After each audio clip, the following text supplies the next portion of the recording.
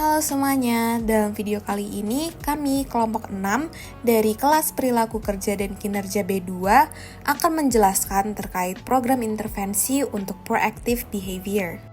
Anggota dari kelompok 6 terdiri atas Vincentia Regina dengan 3 digit NIM terakhir 016, Marcelino Ryan dengan 3 digit NIM terakhir 024, Lisa Nur Afifah dengan 3 digit NIM terakhir 028, Nabila Kusmawardani Nasution dengan 3 digit NIM terakhir 181. Pemilihan intervensi berupa Proactive Behavior Training milik Management and Freeze tahun 2016 ini atas dasar karena Proactive Behavior sebagai tindakan antisipatif yang bertujuan untuk mengubah dan meningkatkan situasi maupun diri sendiri serta perilaku inisiatif dari dalam diri. Menurut Management and Freeze, personal inisiatif merupakan salah satu dasar dari perilaku proaktif di mana personal inisiatif ini menjelaskan bahwa orang berperilaku dan bertindak secara mandiri, mempersiapkan tindakan untuk jangka panjang, dan mengatasi hambatan dalam mencapai tujuan. Personal initiative training ini dapat secara efektif meningkatkan proactive behavior dalam individu yang berorientasi pada tujuan. Sedangkan proactive personality didefinisikan sebagai ciri kepribadian yang relatif independen dari pengaruh luar dan sulit untuk diubah. Proactive personality sangat berkaitan dengan Big Five dan memiliki dasar genetik. Sebaliknya, personal initiative behavior yang merupakan dasar dari proactive behavior ini sifatnya dapat diubah. Proactive behavior ini dapat diubah misalnya akibat modifikasi kondisi kerja. Selanjutnya ada program intervensi untuk proactive behavior. Jadi, terdapat 4 komponen dalam Facet Model yang dapat membantu dalam mengembangkan materi untuk pelatihan yang meningkatkan proactive behavior. Yang pertama ada goal setting, yang kedua ada information collection and prognosis, yang ketiga ada planning, dan yang terakhir ada feedback. Yang pertama ada goal setting. Menurut goal setting teori yang dikemukakan oleh Locke dan Latham pada tahun 2002, tujuan yang sulit dan spesifik menghasilkan kinerja tertinggi, sedangkan tujuan yang tidak konkret dan abstrak memungkinkan individu untuk mendapatkan kepuasan pada tingkat usaha yang rendah. Oleh karena itu, personal initiative training harus mengajarkan peserta untuk menetapkan tujuan yang menantang dan spesifik bagi diri mereka sendiri maupun bagi orang lain. Namun, dalam pelatihan ini menyarankan 2 aspek penting, yaitu yang pertama, melatih para peserta untuk mengembangkan tujuan mereka sendiri, dan yang kedua, karena tujuan yang dimulai dari diri sendiri menyiratkan unsur kebaruan dan kreativitas tertentu. Selanjutnya ada information collection dan prognosis. Personal initiative training mengajarkan peserta bagaimana mencari informasi secara aktif, bukan menunggu sampai informasi diberikan. Informasi ini juga dapat digunakan untuk mempersiapkan individu dalam menghadapi kemungkinan ancaman dan peluang, serta memberikan informasi mengenai tindakan baru yang mungkin relevan di masa depan. Selanjutnya ada planning. Planning adalah stimulasi mental dari suatu tindakan. Tujuan dari sebuah rencana atau planning adalah untuk melaksanakan tujuan, sehingga fungsi terpenting dari planning adalah untuk menjaga tujuan tetap utuh, bahkan ketika tidak berjalan sesuai dengan yang direncanakan. Rencana yang dimulai dari diri sendiri tidak hanya harus aktif, namun juga perlu dijaga dengan diri mereka sendiri. Pendelegasian pelaksanaan rencana kepada orang lain cenderung mengarah pada semacam rencana balistik. Ada 2 masalah potensial dalam perencanaan. Salah satunya adalah prognosis waktu yang dibutuhkan untuk melaksanakan rencana. Seringkali prediksi pelaksanaannya itu salah. Masalah lainnya adalah bagi beberapa orang, planning digunakan sebagai alasan untuk memungkinkan mereka melakukan prokrastinasi. Yang terakhir ada feedback. Personal initiative training mengajarkan bagaimana cara mencari dan mengembangkan feedback secara aktif tanpa menunggu orang lain atau situasi yang tersedia. Peserta mulai menggunakan feedback secara proaktif untuk mendeteksi kemungkinan masalah dan peluang di masa depan. Peserta juga belajar untuk terus mencari feedback bahkan ketika rintangan muncul. Personal initiative training mendorong peserta untuk tidak hanya mencari feedback positif, tetapi juga feedback negatif yang berguna untuk mengembangkan pribadi dan profesional individu. Bagian ini akan menjelaskan terkait training untuk meningkatkan proactive behavior. Action Principles for Rudimentary Operative Mental Models. Pada bagian 1, proses aktivasi inisiatif personal dimulai dengan pembentukan Operative Mental Models inisiatif personal. Operative mental models adalah model yang digunakan orang untuk berinteraksi dengan tugas dan lingkungan mereka. Istilah operatif menekankan kebutuhan bahwa karakteristik model mental harus berorientasi pada praktik peserta.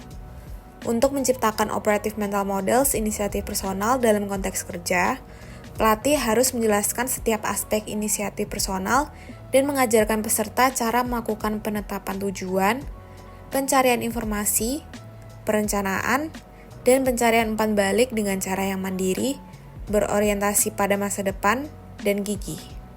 Verbalization and interiorization of operative mental models.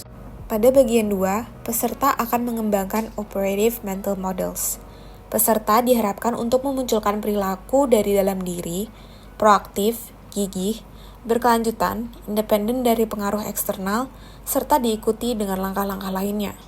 Sehingga peserta mampu melakukannya secara mandiri, menyelesaikan operative mental models, dan mengembangkan inisiatif rutin secara mandiri.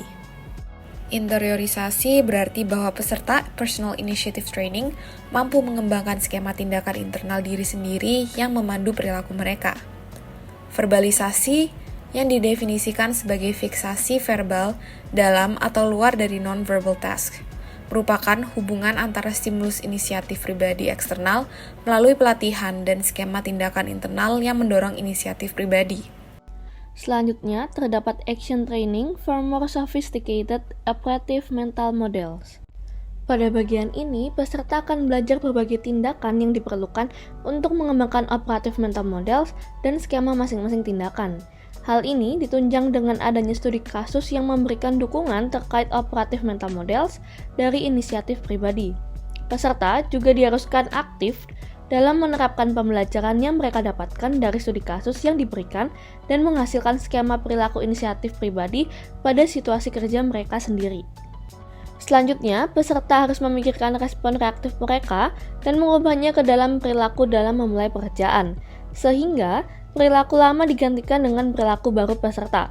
Kemudian, dilakukan feedback mekanisme yang merupakan sumber evaluasi perilaku yang utama. Feedback positif dan negatif ini keduanya memiliki fungsi yang berbeda yang penting dalam perubahan perilaku melalui personal initiative training. Fungsi utama positif feedback adalah untuk mendorong peserta melanjutkan pola perilaku barunya dan mengembangkan kepercayaan dirinya.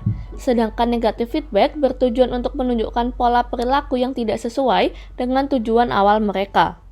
Pada bagian akhir akan dilakukan training transfer. Setelah proses pelatihan, peserta diharapkan dapat memperoleh keterampilan dan pengetahuan selama pelatihan.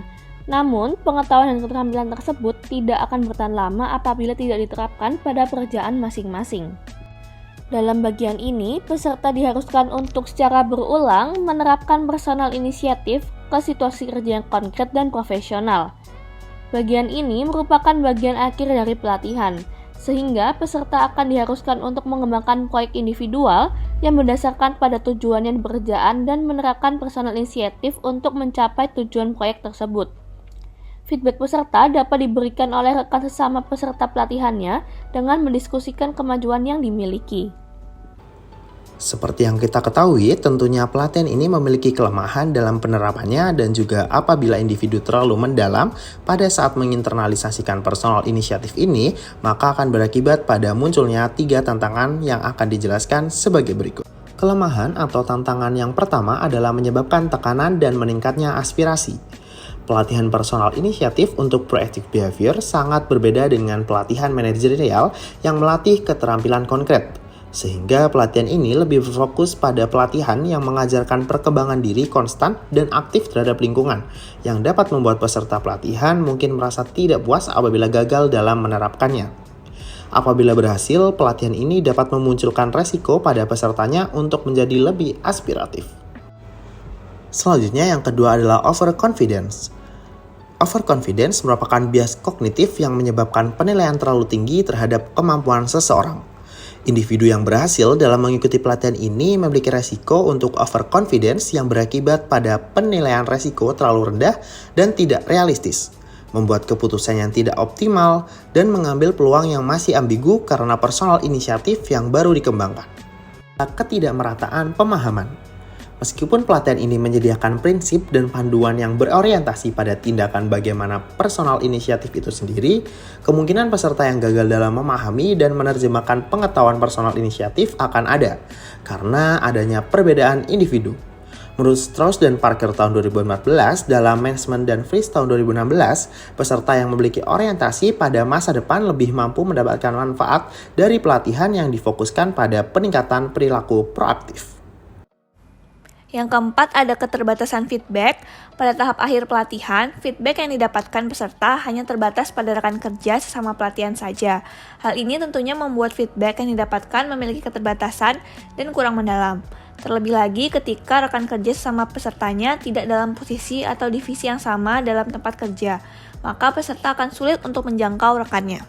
Selanjutnya, terdapat antisipasi. Dalam antisipasi, harus ada pengukuran efektivitas pelatihan dengan mengevaluasi kinerja sebelum dan sesudah pelatihan serta perubahan dalam proactive behavior. Shirley 2008 mengukur keberhasilan pelatihan mengenai perubahan personal inisiatif menggunakan personal initiative self-report scale yang berguna untuk mengukur personal inisiatif secara umum dalam arti kepribadian proaktif. Namun, Shirley mengatakan bahwa proactive personality tidak mudah diubah melalui pelatihan dibandingkan dengan proactive behavior.